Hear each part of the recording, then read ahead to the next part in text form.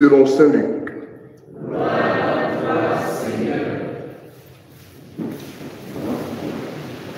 En ce temps-là, Jésus se rendit dans une ville appelée Naïm.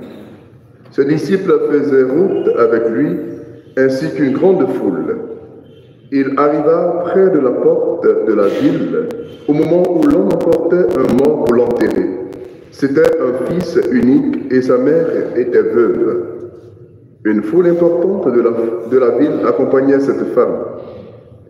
Voyant celle-ci, le Seigneur fut saisi de compassion pour elle et lui dit « Ne pleure pas ».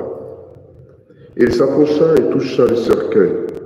Les porteurs s'arrêtèrent et Jésus dit « Jeune homme, je te l'ordonne, lève-toi ». Alors le mort se redressa et se mit à parler, et Jésus le rendit à sa mère. La crainte s'empara de tous, et ils rendaient gloire à Dieu en disant « Un grand prophète s'est levé parmi nous, et Dieu a visité son peuple. » Et cette parole sur Jésus se répandit dans la Judée entière et dans toute la région. Veuillez vous lever. Acclamons la parole de Dieu.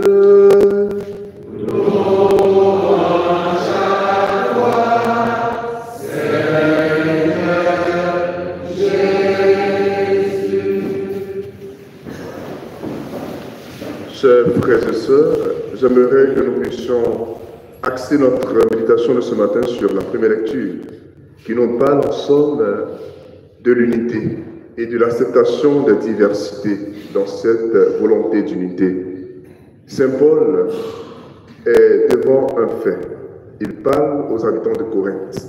Et l'environnement qui précède cette adresse de Paul aux habitants de Corinthe, c'est que c'est une communauté qui est en train de prendre son essor, mais au sein de cette communauté, il y a des brins de division. Il y a que le malin a commencé à semer le grain de la division. Et Paul, comme celui qui a aidé à faire naître cette communauté, revient vers elle pour lui dire quelques principes. Et il utilise une image, l'image du corps. Chacun de nous a l'expérience du corps, parce que nous avons tous des corps.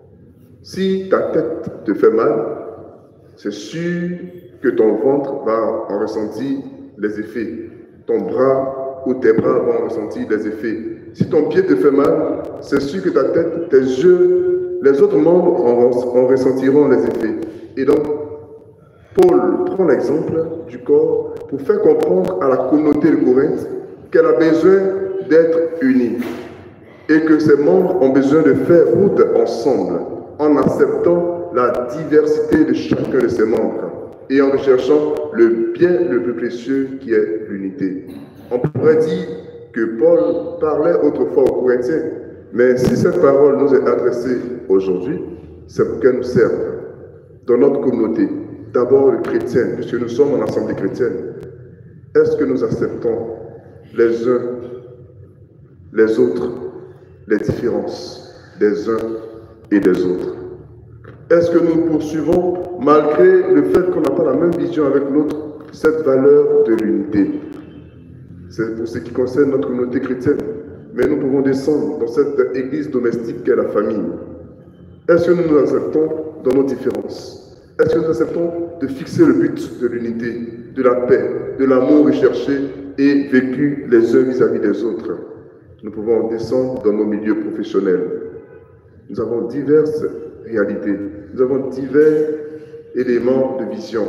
Mais est-ce que le travail à faire, nous le fixons comme objectif et laissons tomber les différences dans la mesure où, en mettant ces différences ensemble, nous pouvons faire route pour atteindre ces objectifs? Saint Paul donc nous invite. Si nous ne faisons pas ainsi, nous pouvons, pour un temps, être à l'aise dans notre pratique malsaine, mais sachant que, puisque nous faisons partie du corps, un jour ou l'autre, nous en ressentirons les effets négatifs. Travaillons donc à rechercher l'unité malgré nos diversités, et nous verrons que nous en serons les plus grands bénéficiaires. Puisse cette plaie de la communauté de Corinthe ne soit pas une plaie pour nous aujourd'hui.